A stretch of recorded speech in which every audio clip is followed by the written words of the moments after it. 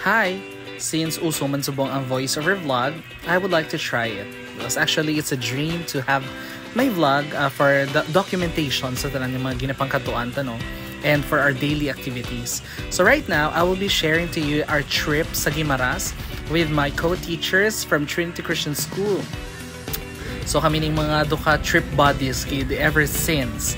So right now, pasaka na kami sa boat, which is amo ni siya ang barko nga naga-travel from Pulupandaan to Guimaras.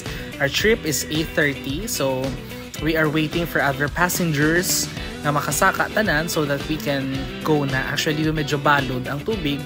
So if nagabatsyag ka mo sa mga dagat-dagat when you are riding sa mga amon nga mga salakyan, so prefer to bring your Bonamine with you.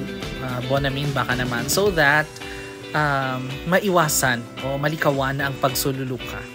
So we are excited to see the beauty and the paradise of Guimaras Island, and ang trip namon do nagtukid siya mga more than an hour. Pero may ara na siya kuno salakyan pag yung isa, which is 20 to 25 minutes lang, which is the smaller one. So pag abutin namon nagdungka kami, nagsakay kami sa motorcycle, which is 150 per head kuno mag-akopar. So ang payment na namon is 700 kay Manong. And suddenly, samtang naga-travel kami pa kadto sa amon naging rentahan nga balay na aksidente pang amon motor, which is nakuhaan siya guma or napalos ang guma, which is better, we are still blessed no nga safe kami tanan. And then suging gutom na ang mga persons, nag-transfer sa isa ka motor, and then nag-order na sa McDonald's kay mga upodan mga McDo addicts. Okay, so then ari na kami sa Raymond Hotel or sa Raymond Beach Resort, which is sa mga friends ko ang mga bakuran ang fill out sa form, kita mo nang naka-black. May 50% share na sa beach. Okay, and then so okay na tanan, we will proceed na to our room. Kag nakita ko gid ay ang pako 230 ang kilo, kamahal. Okay, so kamahal gid ang pako pero worth it man ang katamis. So we are here na sa amon room, which is meron siya 4 bed. So, masadya kung ululupod tanan para grabe ng banding. Okay? Close pa sa friend mo. Okay, tapos amunan ang ganda na mo kauson, makita tagi na siya. Then, we try to look sa ilang beach, which is kanaming sa ilang baybay, which is color blue man and green, and the sand is very white. Tapos nakatlakat, which is of course scripted na naman. And then, sugo-sugo lakat-lakat, tapos check sang duta kung pino pa sa guyamo, charang.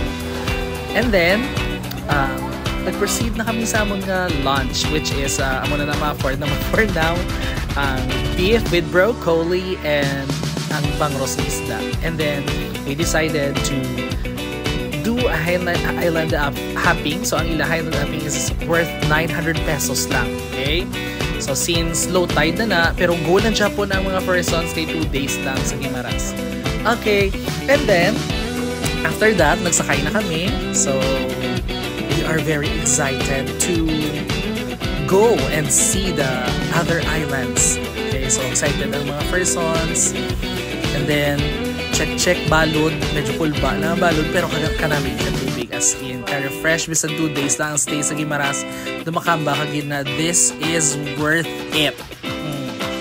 And then, muna imot-imot ang persons na.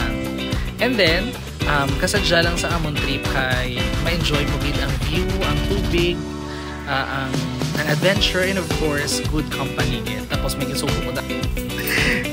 And then, of course, mapavideo mo ng isa, ilan mapabitin, di ba? So, tapos imot-imot na ako na butangan yan actually habang sa ganyan iya ka, basta kanta, something like that. And then, while waiting for our destination, ang mga imot-imot na ng iban, ready lang ang iban case magkulog na ng barko, pero mayo kay wala man nagkulog. Okay, so and then i-check mo na siya pag ang tubig niya very nice gid.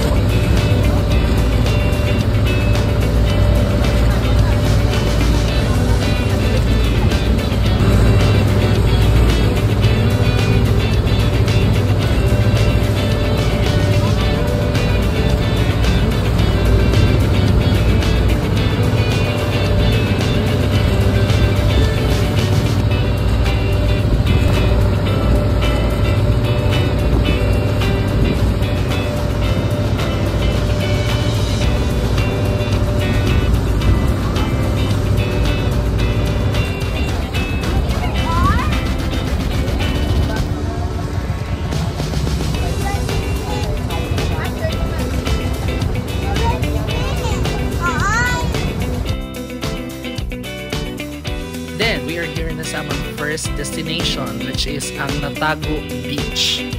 Okay? Then, so i-check naman ang island. Kaya namin siya sa island. Kaya very accommodating yun sa island. The beauty of nature itself. So, kinahinay lang sa paglakat. Diba sa may madandong kag may mahunga. Okay? So, muna ang Family Marquez, grabe din ang halumay ginakag sa isa-isa. Dra mo ginanda makita ang hugot nga pagpalangga sa isa-isa. Meron mo na sa Kasaka Arena, that is the beauty sa babaw. So makita ta ang exact beauty sa surroundings. Kaya namin yun, no? Worth it sang pagtaklas da ni Madam Justine. Sa pagtaklas kuman ko abi. And then, muna siya, just appreciate the beauty.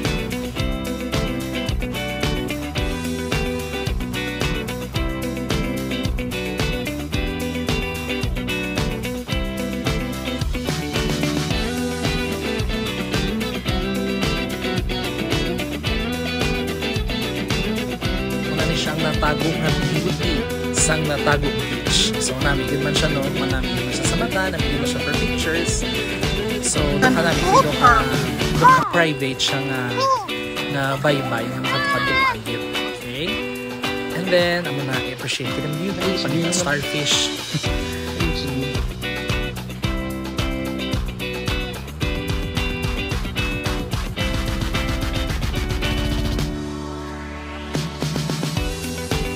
This is the whole view of the, Natatagong, yeah.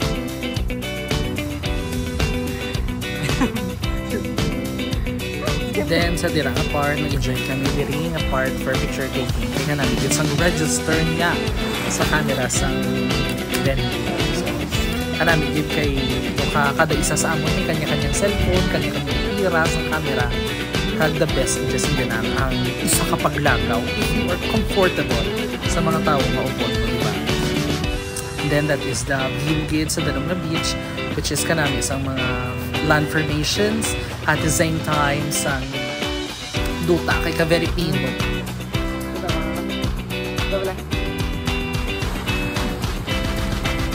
Sure is real bala ang amon niya paglakad because it's and then this is the time na makabalik na kami sakay sa sa amon nga barko, which is duka balog sa tubig hindi nakasaka ang barko because low tide na that time. But sa drama area, duka very kusugin. So kapag matumba kayo ng kapunan, kung wala, learn to balance yourself. As you can see, ito grabe ginang struggles na si Madam, grabe ginang panikasog ni Madam na makasaka, no? So this is the end of my vlog and we'll be posting the second day of our trip. Bye!